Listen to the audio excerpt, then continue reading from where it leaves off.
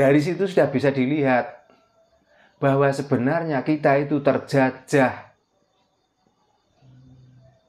Secara fisik tidak, tapi mental kita dijajah. Nggak terasa Pak ya? Karena di mana ada kalender itu yang nampak besar itu hitungan Masehi. Nah, masalah yang saya tanyakan, Masehi itu lu tanggalan dari mana?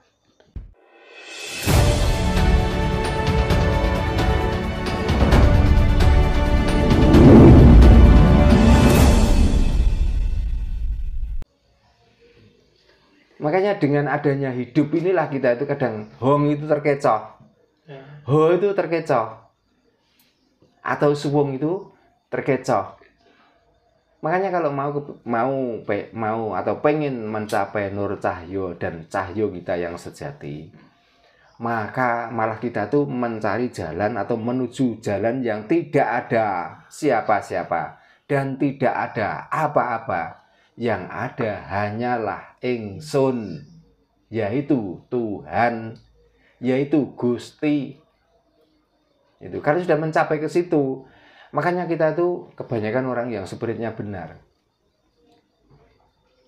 Kalau punya ilmu untuk mengobati, yang nggak membicarakan tentang pengobatan. Kalau mempunyai ilmu bisa membelah langit, membelah bumi, tidak pernah membicarakan itu malah. Karena kita itu nggak ada. Nah adanya kalau ada yang membutuhkan. Gitu loh. Jadi kalau kita bisa, artinya bisa itu karena ada yang butuh. Kalau memang kamu itu benar-benar bisa, nggak ada yang butuh pun kamu itu bisa. Gitu loh. Orang membicarakan tentang ilmu. Ada uang gaib di sana saya tarik. Dengan sarana ini, sarana ini. Kalau bisa kenapa kok harus ada orang yang datang dulu? Nah, mbok mendingan diem, ditorak, tarik. Kalau ada orang datang, cukup tinggal kasih. Kan enak. Untuk sendiri. Nah, begitu cara logikanya. Nah, kenapa harus ada orang yang datang? Orang yang datang pun harus memakai sarana ini, sarana itu, harus datang ke sana. Ayo tak ajak ke sana, kamu akan mendapatkan ini. Kenapa begitu? Tentang kebatinan, tentang ilmu dan yang lain sebagainya. Saya ajar seperti ini, kamu pasti bisa. Kalau memang dia itu sudah bisa, nggak usah begitu. Sudah kamu nggak usah melakukan apa-apa. Tak tepuk kamu pasti bisa. Lah kan enak. Jadi artinya yang mengajar, yang diajar artinya sama-sama masih mencari. Gitu loh. Jadi begitu rumitnya lah cara berspirit yang benar atau mencapai nur sejati dan sejatinya nur itu. Karena tanpa kita sendiri, kesadaran kita yang tinggi, nggak mungkin mencapai itu. Ya, seringkali saya sampaikan, berhati-hatilah dalam mencari guru. Karena ada orang yang benar-benar guru, ada orang yang kepengen jadi guru, dan juga ada orang yang pura-pura menjadi guru. Maka metode spirit itulah membimbing kita dari kegelapan hati, dari peteng dedet lelimbengan, dan itu pun butuh pencerahan yang berulang-ulang supaya kita itu mencapai ke sana dan menemukan kesejatian diri dan diri sejati kita, dan kita bisa di dalam spirit itulah menemukan guru sejati kita yang sebenarnya. Mungkin ada pertanyaan? Ya ini ada kaitannya dengan waktu tadi Pak, yang sudah disampaikan Mas Faisal di awal pertemuan tadi, bahwa kan tahun itu kan ada 4 Pak ya, kalau nggak salah itu ada tahun Cina itu, tahun Masehi, tahun Hijriah, tahun Jawa. Asal mula terjadinya tahun, gitu kan? Kan ada 4. Terus patokannya tahun itu apa Pak? Awal dimulainya tahun itu Pak Darno. Kenapa kok ada 4 tahun? Dan yang lebih tua justru malah tahun Cina Pak Darno. Monggo Pak Darno bisa dijabarkan Pak. Ini Mas In, ya, setiap negara itu mempunyai ketetapan masing-masing.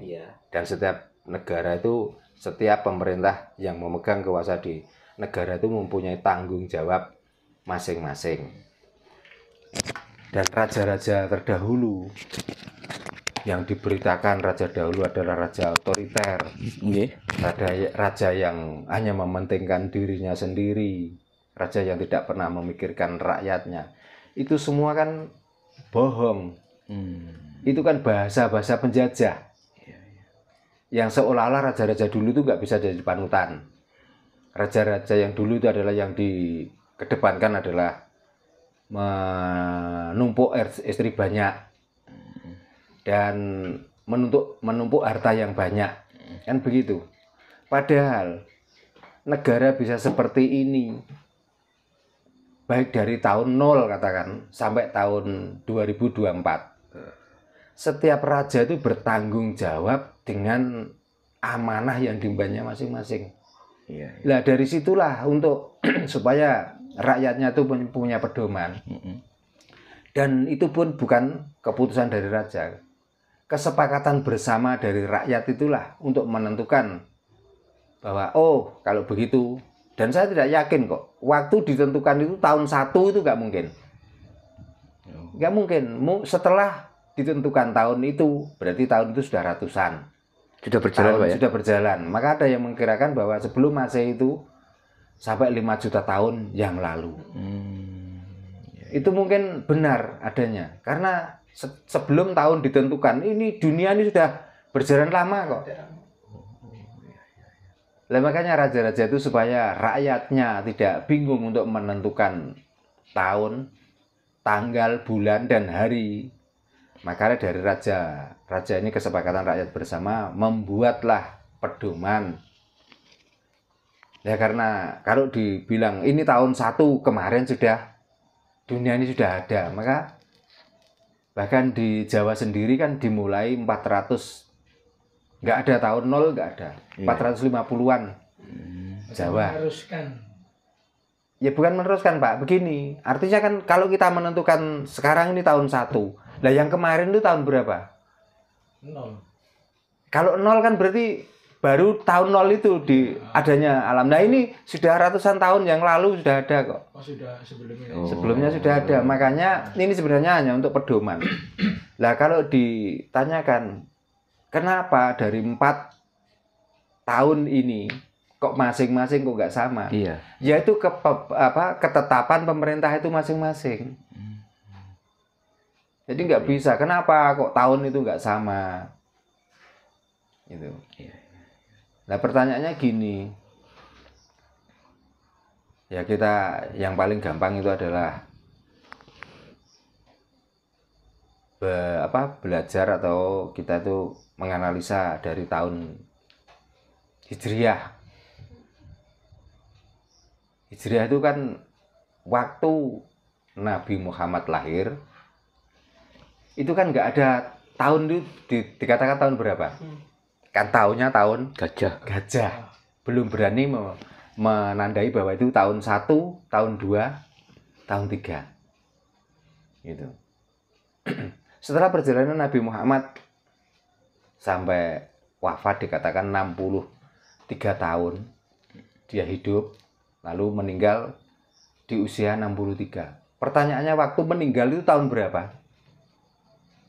Kalau lahirnya tahun gajah, meninggalnya umur 63, berarti kan itu tahun 63. Iya. Nah sampai sekarang pertanyaannya apakah benar waktu Nabi itu meninggal tahun 63? Kira-kira siapa yang berani menjelaskan sampai sekarang? Iya. Berarti kan setelah perkembangan dari penemuan orang per orang, juga penemuan dari akalnya sendiri, maka setelah beberapa tahun yang lalu baru ada ketetapan bahwa sekarang sudah tahun sekian, kan gitu. Masalahnya kalau itu ditentukan tahun 1, sebelum tahun 1 ditentukan itu sudah ada tahun-tahun yang lalu, atau masa dunia ini sudah berjalan, kalau dihitung tahun 12 bulan ya, kalau dihitung 365 hari. Waktu tahun ditentukan, dunia ini umurnya sudah ribuan bahkan jutaan tahun yang lalu kok. Jutaan hari yang lalu kok. Makanya kalau Jawa menetapkan sekarang tahun sekian. Masehi menetapkan sekarang tahun sekian. Lalu apa yang satu lagi? Hijriah. Ya, tahun sekian. Terus Cina ya. tahun sekian. Itu ketentuan dari negara itu masing-masing. Nah, karena kita itu orang Jawa, ya kita pakai aja hitungan atau tahun Jawa. dari Jawa itu. Tapi kan sekarang tidak. Kita sudah punya penanggalan, punya tahun, mempunyai hitungan bulan. Tapi kebanyakan orang itu juga banyak yang ikuti hitungan tahun dari luar, dari Arab, dari Cina, dari Masehi itu Inggris, Amerika. Kan itu lah. Dari situ sudah bisa dilihat bahwa sebenarnya kita itu terjajah. Secara fisik tidak, tapi mental kita dijajah. Nggak terasa Pak ya? Karena di mana ada kalender itu yang nampak besar itu hitungan Masehi. Lah, masa yang saya tanyakan, Masehi itu lu tanggalan dari mana? Betul. Gitu loh. Makanya orang Jawa sendiri kalau diajak ngomong tentang hari ini Minggu Legi, ya, besok Senin Pahing, nggak mau. Tapi kalau ngomong sekarang Minggu ya Minggu, besok Senin, tanggal berapa? Yang ditanyakan itu nggak pernah ngitung Pahing, Legi, Pon, Wage atau Kliwon. Yang diingat-ingat itu Ramadan Pak. Lah memang itu yang sering diajarkan di sini kok. Ada harapan. Iya, ada harapan betul Pak. Kan itu yang diajarkan di sini, dipaksa-paksa kamu harus percaya itu. Begitu. Dan tentang hitunganmu, Allah itu hitungan kuno. Nah, kalau dikatakan kuno, coba toh selisihnya Jawa dengan hitungan Hijriah itu. Selisih berapa tahun? Berarti kan mau tidak mau itu sudah pandai orang sini. Orang sini sudah menemukan penanggalan, orang sana baru nyusul. Nah, yang saya khawatirkan, jangan-jangan orang sana itu malah niru orang sini. Ngeblak. Gitu loh. Bahkan sampai bahasa bulan saja banyak yang pakai bahasa sini, tapi perjalanannya mengikuti perjalanan orang sana. Contohnya, kalau di sana ada Ramadan. Betul. Ramadan tidak menerangkan tentang puasa. Ya. Cuma kebanyakan di bulan Ramadan orang-orang Arab itu melakukan Puasa. bukan puasa, Apa? Mas. Siam. Oh, siam. Atau so'em. Ya. Nah, di sini belum ada kata-kata Ramadan. Di sini sudah mempunyai penanggalan bahwa itu di bulan upawoso atau puasa. Dan orang sini sebelum ada agama. Di saat bulan puasa, orang sini itu sudah melakukan tidak makan dan tidak minum. Sebelum ada ajaran agama itu. Tapi setelah ada agama masuk, itulah seolah-olah kita itu menganut ajaran dari sana. Kalau bulan Ramadan, kita melakukan puasa bersama-sama. Nah, pertanyaannya, apakah bulan Ramadan itu memang bulan ketentuan kita berpuasa, tidak makan, tidak minum? Apakah itu ya dari angan-angan otak kita sendiri yang menentukan bahwa Ramadan adalah bulan untuk tidak makan dan tidak minum? Makanya mari kita tuh sadar, gitu loh.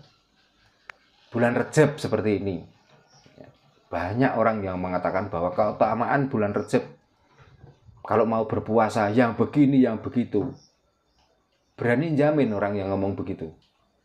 Kalau orang-orang itu melakukan puasa di bulan ini dan tanggal sekiannya ditentukan, berani menjamin dan mendapatkan iming-iming yang dijanjikan itu kira-kira. Dan pertanyaannya, apakah ini bulan Rejab? Ini kan kesepakatan kita bersama menentukan, menandai bahwa ini bulan Rejab. Kan itu? Iya. Karena Tuhan sendiri tidak pernah menentukan bahwa ini bulan Rejab. Ya manusia-manusia inilah yang di dunia inilah yang menandai bahwa ini masuk bulan Rejab. Itu pun sesuai dengan hitungan 1 sampai 30. 1 sampai 30 itu artinya hari. Gitu loh. Seandainya nggak ada hari 1 sampai 30 dihitung 30 hari, mungkin bulan ini nggak akan berubah kok.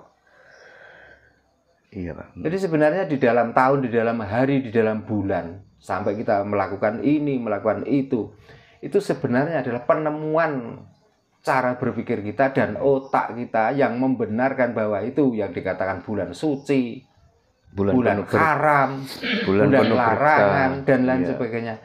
Itu otak kamu sendiri yang menentukan. Makanya sekarang hapuslah kengeresan otak kamu. Betul, Pak. Supaya kamu tidak terobsesi, kalau bulan ini nggak begitu. Kalau mau puasa silakan di hari apa saja boleh, di bulan apa saja boleh. Ngapain kamu tentukan harus bulan itu? Ya. Kalau itu bulan baik masih banyak orang sakit, masih banyak orang mati. Kalau itu bulan haram, bulan yang dilarang, nyatanya banyak orang mendapatkan rezeki. Nah, mana kebaikan kesucian bulan itu dan keburukan bulan itu? Berarti kan kamu sendiri yang menentukan sehingga otakmu menjadi ngeres yang kamu lakukan. Kamu tulis-tulis sendiri, kamu tentukan sendiri, dan nanti akan kamu menikmati setelah mati. Inilah wong koclok. Gitu loh. Tapi Ramadan itu bulan penuh berkah, penuh ampunan, Pak. Ya jelas, Mas. Sekarang malah banyak berkahnya. Karena di saat matahari terbenam, sudah banyak orang yang mengeluarkan makanan. Bagi kita yang bisa beli, ya nggak butuh itu. Bagi yang mungkin sulit untuk membeli makanan itu, maka datanglah ke musola-musola. Nah, sekarang banyak takjil. Nah, itu yang dimaksud berkah. Oh, gitu, Pak. Nah, ini logis, Pak. Pertanyaannya gini, kalau memang itu bulan berkah, kenapa di saat tanggal 27 sampai 30 banyak orang yang bergelimpungan, banyak orang yang nyungsang jempalik tentang jajan yang mau dikeluarkan, tentang untuk ngecat rumah, tentang untuk beli baju yang baru. Masalahnya kalau tidak, bukan karena Allah, bukan karena Tuhan, tapi karena malu. Coba berkahnya di mana?